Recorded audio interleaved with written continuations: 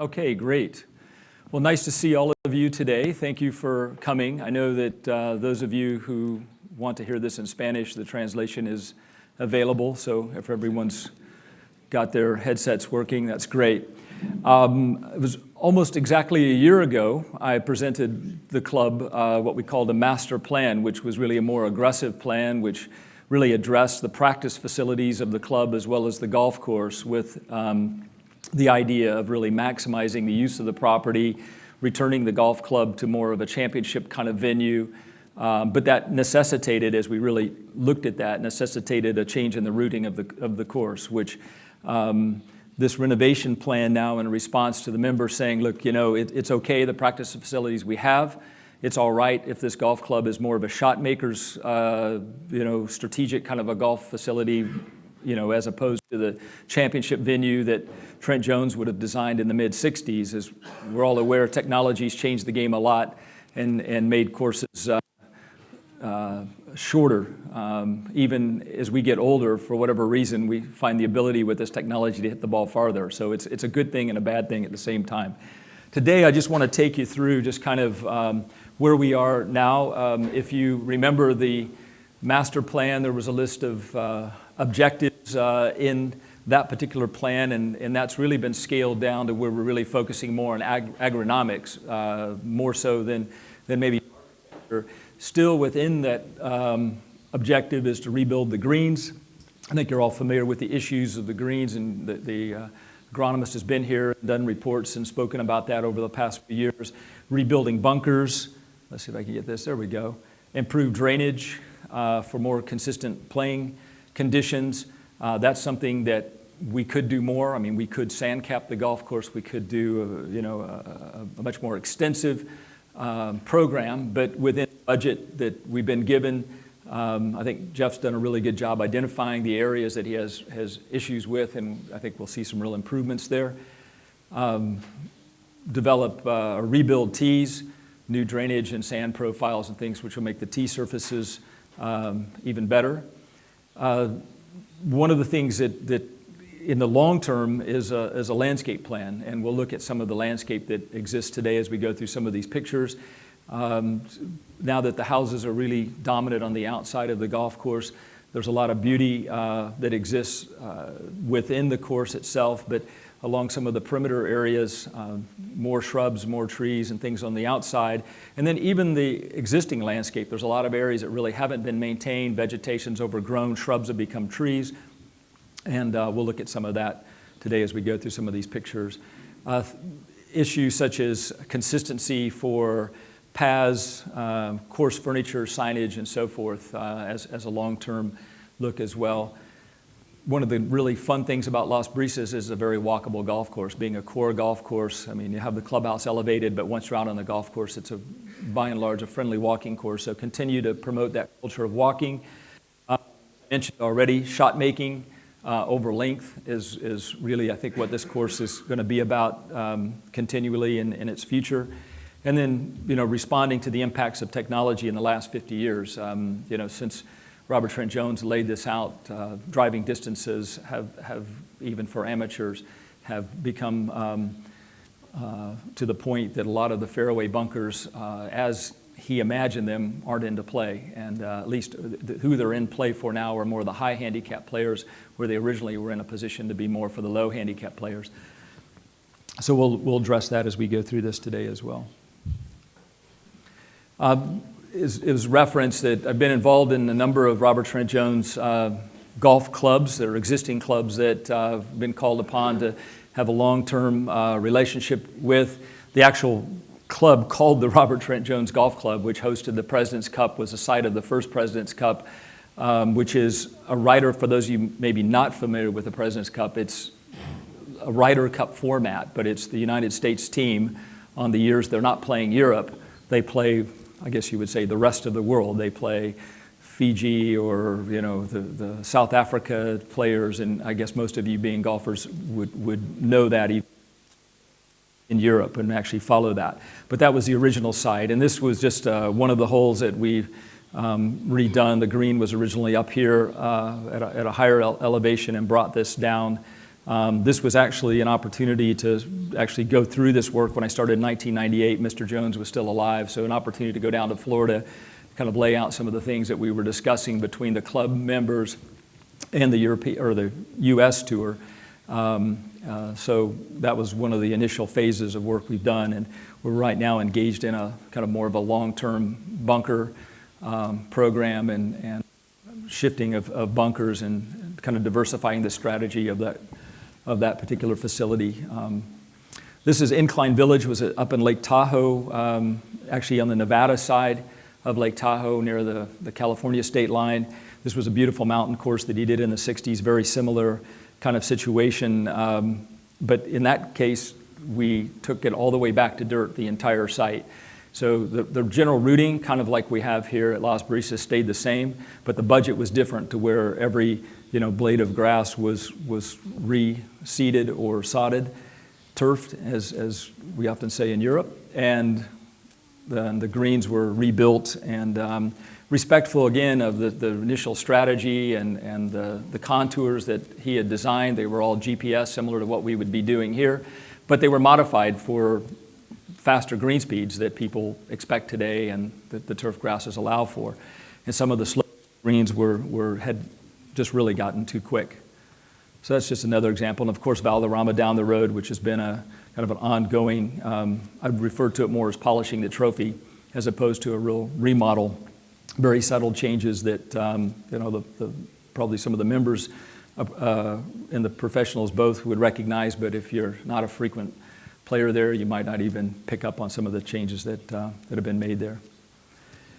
So the approach here is really similar to some of these other Robert Trent Jones golf courses. As the greens are renovated, that at Las Brisas, that they would be a similar style of architecture to the existing greens. As you probably know, maybe an obvious contrast to Robert Trent Jones' style would be, let's say, a Pete Dye, kind of a famous style, which would be probably the other side of that. And so, but the greens, as you would expect in a Trent Jones senior design, the contour of the green surfaces would extend out and connect to the landforms, and that allows the green complexes themselves to have more of a natural or to look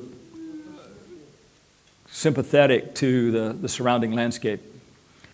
The philosophy, that kind of philosophy in Jones's style allows for a wide flexibility in pin positions. One of the things I really continue to ascribe to, even though I do many different styles of architecture, is designing greens with the easier, more benign pins in the center of the green, and then the challenging pins, whether that's rolling up a slope or rolling off, challenging pins with the greens. And so with that kind of green design, for championships, generally you like to put the pins in the corners of the greens, which are generally more difficult. And if the contours are more difficult, you can take the same golf course and really vary the difficulty of it just by the setup of the course. And certain days you may want to have all the pins in very easy positions because that's the level of play you have on the golf course. Other days you may want to mix them up with a few difficult, a few easy, probably what you would normally do. And then of course for a club championship or some other kind of event, you can really create very difficult kind of pins if you choose to do that. The average green side of the new size is 565 meters squared, which is very comparable to what you have now. The existing greens, we're going to GPS those greens. In fact, they've already been GPSed. So we have a record of what the greens are in terms of size and contours, and then apply the concepts of those green designs in the new greens. The thing to keep in mind is that the new varieties of turf grass and the greens that you have, and I think you've already seen the work that Jeff's done in removing the thatch from the greens you have now, those greens will allow for tighter mowing. Greens are going to have be more consistent, faster green speeds.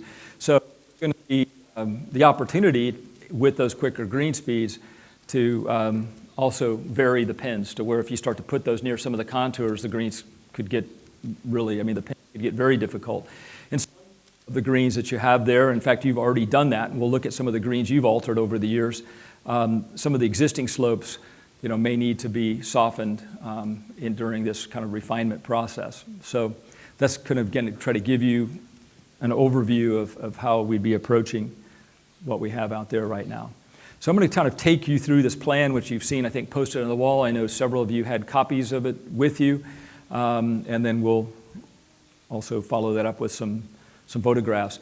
As far as the length of the holes, you can see there are very similar lengths to what you have now. The total length really hasn't changed. The first hole, for example, I'm not really sure, we could not come up with 365, and that may be a factor of the way the pro shop's been built. Maybe the course hasn't been remodeled.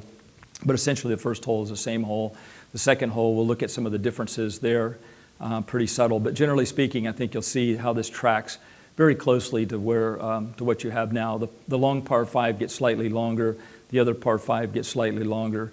Of course, we'll talk about number 3, which actually gets shorter, which is, of course, you can call any hole whatever par you like, really. But it's really as it plays in today's game as a par 4. So we'll go through those kind of hole by hole.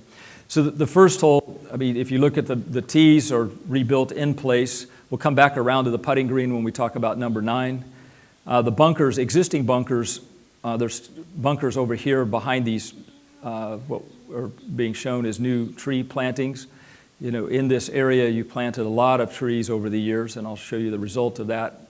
And then I'll show you this bunker on the next slide.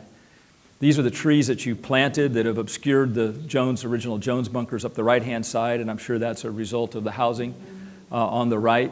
You can still see this bunker in the distance, so this plan calls for this bunker expanding back to the right, and then this bunker that's right next to the cart path, you can see it's within inches of the path, would be taken away. It's a bunker you can't see from the tee now, and so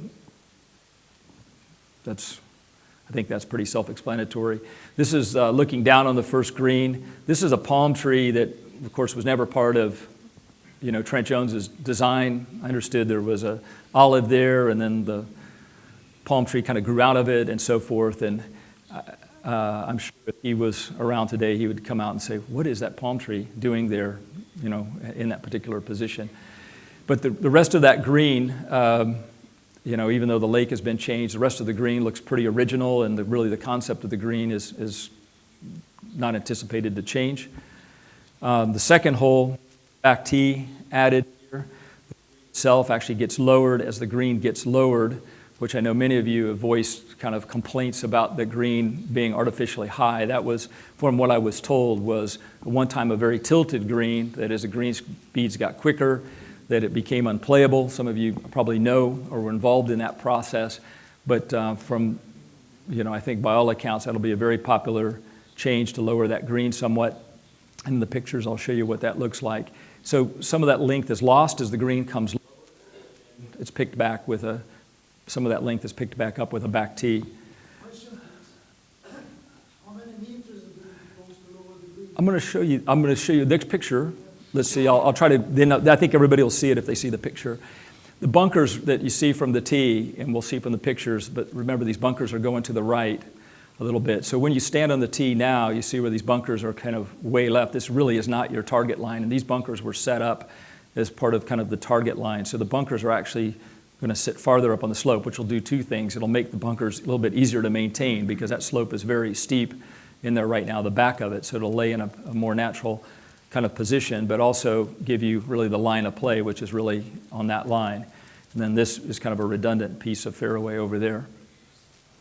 I guess the only other thing is the ladies' tee is moving a little bit left into this zone, which does a couple of things. It gives them a better angle up the center of the fairway versus right now they're really forced almost out at the bunkers.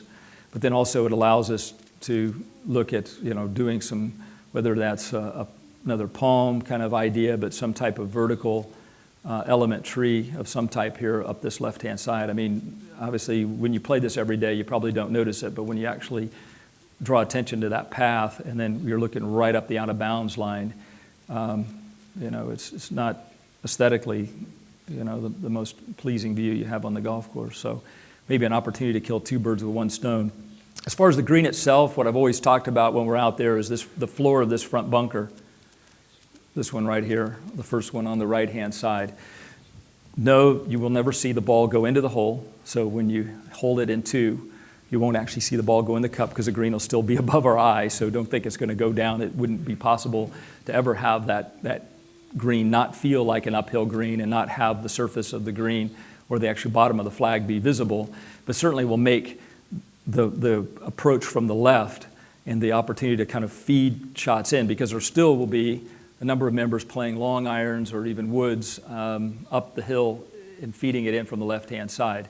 But it does allow all the tie-ins to fit a lot better into that green. As you know, the front of that right now, I mean, you can hit your best shot for a lot of members, and the ball kind of gets to the top and starts running down the hill. So still be a difficult hole, but something I think much more fair than what it is today.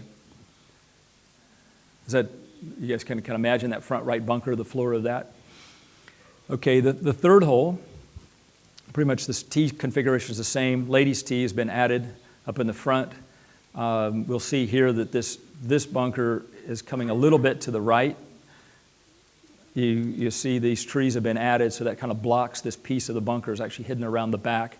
This bunker, which exists actually as two bunkers, isn't visible today from the tee. This was there was some concern about balls going out of bounds and trying to kind of keep people from bailing out over here completely on the right-hand side. So this is really kind of more of a mid-bunker in front of the third green, that for, really more for visual purposes. Of course, the green is moving closer to the water. Been a lot of changes to the water over the years here from when the course was first laid out. As you know, there's been probably every sample of bridge you could think of has been built on this golf course, from wood to stone to steel construction. So there's been obviously a lot of kind of projects done with the water by the club over the years. So what that allows is really the green to have, in the water, to have more of a strategic effect on the third green. So this is, what we see from the tee now. Of course, members know there's bunkers up here on the right, but those are not visible from the tee. This bunker still looks like the same bunker that was built here. We saw some pictures today of the course when it was still new and there were hardly any trees at all on the course. But of course, the whole left side of the bunkers disappeared around the corner of the trees. And then, of course, the green is probably, I don't know how many of you have been out on the course in the last, I guess, couple of weeks when the trees came down, a week ago, or blew down. So these trees behind the green are now gone, these large trees, which had a real impact on the eighth hole and kind of deterred shots from the eighth hole going left. But now with that gone, actually bringing the green into a position tighter in against the lake really is turned out to be a good thing, because the proximity of that fairway to that green, it's very tight in there. And so I'd be surprised if you don't see players pretty quickly figure out that they can really now bail out left onto the tee of 4 and onto the green of 3 with no fear. There's just some tree stumps over there. I don't have to worry about the water now over here. So if I can hit the ball up here near the green and get it over away from the water, that's now a good thing, where before those trees had a big impact on the eighth hole. So I think that gives you kind of a feeling how that green would nestle in next to the water and now become, a decent length par 4. Downhill, 420 from the back tee is, in these days, not a big, long par 4. And, I know a lot of people are seniors in this room, and you're thinking, well, I'm not going to be hitting the ball any longer, but there's another generation coming up that are 10 handicappers that are hitting the ball, 280 meter plus kind of drives, and it's just really kind of where the game's going, and that'll be your next wave of members coming up. Then the fourth hole, we'll look at this. This tee is in this position now, very close to the eighth hole. This was one of the things that was kind of brought to my attention about, moving the tee away from 8, not only kind of creating more space and, if you will, kind of a greater safety distance from people on the tee 4, but also to get really a little bit higher with the tee and get a nice angle up to the green. So really you're putting the tees more in a line with what's now the existing ladies' tee, which really works well because you could use this opening, play a little bit of a right to left shot into the green. And I think the green itself for a long uphill par 3 was well conceived. It's obvious that there's been changes made to the original bunker in the front and to the front of this green. And I don't know, probably you know the history of it, whether the green was too speedy or what caused that. But it's clearly not a Trent Jones bunker that's left in the front there. And the front edge of the green doesn't look like something that he would have left from this era. And this is the view kind of between those trees. It's really a good angle, as you can see, into the green. These are very small trees. They're very easy to pick up and transplant. We've got lots of places we could add trees out here, that's for sure. This is part of the cart path that you see throughout the golf course. This was a section right there by the tee that would be replaced. But the cart paths, by and large, here, or if you just really be honest with you, if you really drive them, you'll find some pieces that are red and some pieces that are white, and then you'll see conditions like this. I'll show you some later on. May or may not. It would be great if you had the funds to replace them all, but at this point, it's probably going to become kind of a piecemeal project. Of course, the fifth hole, very similar to what we talked about last year, was adding this back tee, bunkers on the right-hand side here off the tee to try to take people a little bit more away from the houses visually. These bunkers are way up around the corner, and I'm not sure how open this all was when the course was being designed, or what had in mind with those, but those are really kind of hard to imagine anybody really gets in there, whether you rake those maybe once a year. And then these bunkers exist up here in this particular part of the hole, and it's what we'll see from the tee. And of course, the rest of the hole is pretty much as it is. This was kind of one of the first things I remember when we kind of came out and went hole by hole, how shocked I was to see the real lack of concern whenever this tee was built here for people playing from the back tee. And just imagining, coming out here, I could imagine Trent saying, what did you guys do? Because from here, of course, this completely obscures the fairway from the white tees. Of course, it's a nice view up here, but, it was really not something that you should be overjoyed about if you're playing the white tees from the back, So then if you get on up where you can actually see the fairway, it's quite a beautiful downhill drive. Of course, the second shot is a bit awkward, kind of blind up over the hill, but the bunker's kind of lying in here on this corner, trying to create more balls more in the middle of the fairway and kind of encouraging people away from the perimeter. Then this is the approach up into the green, the two bunkers that are there, the slope that comes in from the right. Really not any significant changes on that hole at all to really speak about. Of course, this is kind of a theme throughout the golf course, or the lack of drainage in the bunkers and what happens. This just happens to be on that particular fifth hole, but you find this kind of throughout the golf course. Same things as you get into the green cavities, how the greens would be constructed in the 60s. I could just about imagine what we're going to find when we get in there, having dug up some of those greens over the years and rebuilt them. So it'll be a real opportunity to improve the drainage, improve the agronomics all the way through the course. The sixth hole is conceptually the same hole, has a back tee to get the landing area to where you can hit a little bit longer club before you get into the water up here. The bunker's extended so you can get a better view of this, what's kind of a blind. I mean, you can see the top of the hazard stakes, and then of course the green's in the same spot, and I'll explain the lake here getting lowered when we see this. So this is, the view, of course, now, and of course, to know where the water is exactly, it's really hard to believe there is any water when you look at the picture. This is also something, obviously, would be better on that side of the path versus kind of in line of the view. I mean, if you take that picture, you say, well, how come that's there? But you feel like you would, from the tee, should be able to even see the lake that's up on the left, which you don't even from the tee, much less as you drop down to the fairway where you see this bunker and then you see kind of a ring of stakes. But to be able to drop this water down, to have the bunker come back, so from the tee you'll know where that hazard line is.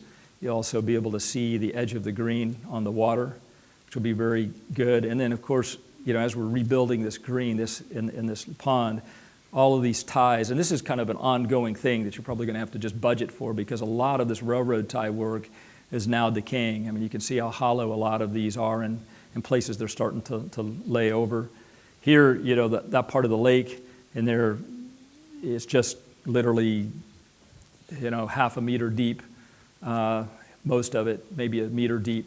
So there's a lot of opportunity to be able to get kind of a little bit deeper and cleaner water there on that edge. So that's pretty much what's happening there. No real changes to the green or bunkering concept at the green. This is kind of a good example of what you do find here at Las Brisas. I know at one time looks like there was a lot of interest in the trees and shrubs and a lot of care given, and then over time things have just kind of been left. And I mean, it's growing on a sharp angle up kind of by 7T that has a marker as though it was a special tree in somebody's mind at one time to note this particular Latin name and common name of the tree. But of course now it's just sitting there kind of lonely, sadly, kind of leaning at a 45-degree angle. So there's a number of trees as you walk around the golf course like that would be nice to, if that's a variety that's really good for the golf and good for shade and all the kinds of things like that, let's plant 3 or 4 or 5 of those, that same species, have them looking good, looking healthy, and then put our marker down and say, okay, here's our nice little grove of trees. But as somebody as a visitor who's playing and you see things like this, which you do see if you're a visitor, it doesn't really represent the club. It's particularly what appeared to be at one particular point in time a kind of a passion that somebody had for this kind of arboretum experience. And then number 7, the par 3, essentially the same kind of concept as hole, but just sliding the hole down closer to the lake. As you know, there's a steep slope from the